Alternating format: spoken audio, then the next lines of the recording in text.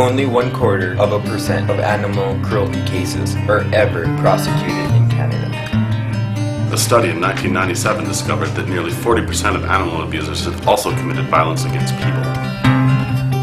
In Canada, a man was charged with animal cruelty for dragging his dog behind his truck for several kilometers and beating it to death. If convicted, the maximum sentence would be a 6-month jail time or $2,000 in fines. This is the same exact punishment one would receive for stealing a $50 purse.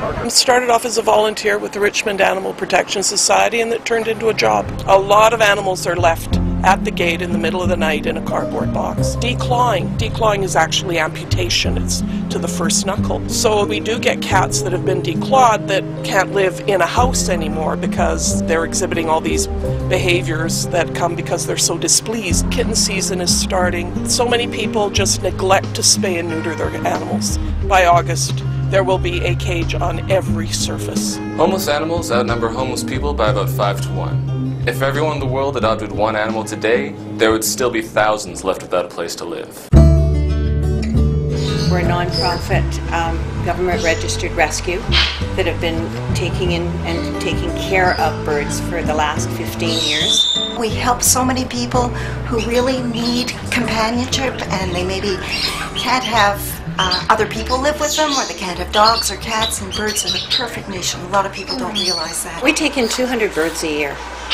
from people that have had life changes, death, going into care facilities, divorce, having children. People don't realize the longevity of these birds. They can live up to 100 years.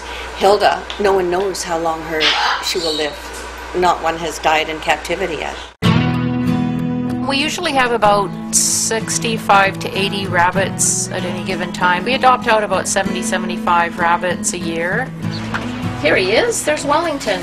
This lovely little rabbit was found in the Richmond Auto Mall. All the other rabbits were picking on him and driving him away, which is what happens if you throw your rabbit out into a colony of other rabbits. They'll probably attack it. The females get uterine cancer 85% of the time, so it's a very good idea to have them spayed. The males will spray urine like a cat, and they also can be aggressive. Now some don't do that, but it's always better to have your pet neutered. I rescued a rabbit from the rabbit rescue. When Olga got her, she was found in a parking lot living with a big abscess on her back. They took her to the vet, and they had to actually take it off and sew her back up. So yeah, pretty much she was just foraging for herself. First she was scared of a lot of sounds, like she just freaked out about everything. But you know, if you just let her be who she is, she'll come out of her shell, and she's actually really smart. She does tricks. All vibrates a little bit. She knows how to jump through a hoop. She knows how to stand up, and she knows to turn around. Higgins is a dog that we've adopted about 8 months ago. He's adopted from a Better Life Dog Rescue. Our boxer came from LA.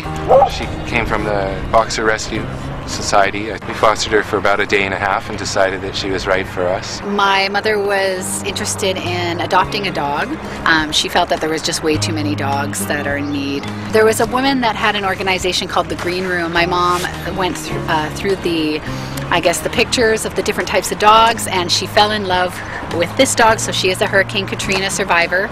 Apparently when she was found, she was almost starving, was almost dead. It took about a year for her to completely get rehabilitated. I was down in Puerto Vallarta, Mexico, and we heard her story that she had been adopted and abandoned probably somewhere between 7 or 8 times, and she was born somewhere in Puerto Vallarta on the streets. When they first found her, she was malnutrition and mange, and she was just starting to kind of clear up.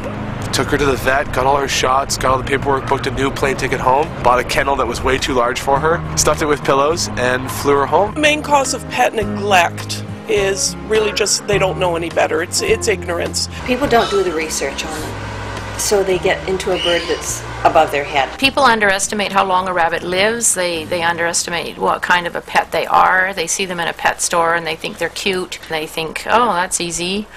It's leads to misconception. Before people bring an animal into their home, there's a lot of planning and a lot of thinking that has to happen.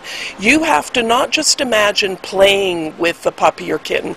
You have to imagine scooping a litter box every day. They're messy, they're lovable, I grant you. But I guess what I'm saying is you do the research so you're comfortable and you know that you're going to be vacuuming, you know that you're going to be cleaning, you know that when you go to the veterinarian, it's not going to be cheap. The most common misconception for rabbits is that they're pets for children. They're an adult's pet, family pet, just like a cat or a dog, where the parents are responsible for the bunny and want the rabbit. If you really want a rabbit, you should do some research into what kind of pet they really are. They're quiet and they're clean and they're really nice pets, but they're not for everybody. Don't impulse buy. Really have an organization that you trust, making sure that the money is going to the right place. You might find a rescue organization that allows you to foster them first.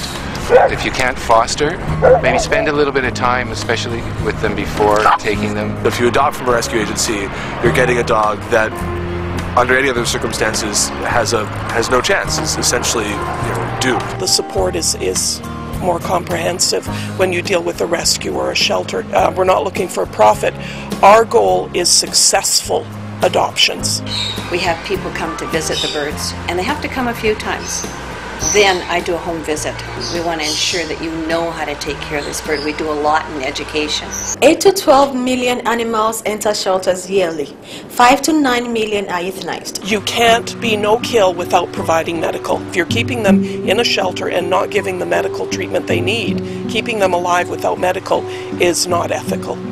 It is hard to be, if you're a no-kill shelter, then you run out of space. The rabbits that are older and have some problems really need to be in a sanctuary, but for that you need some property.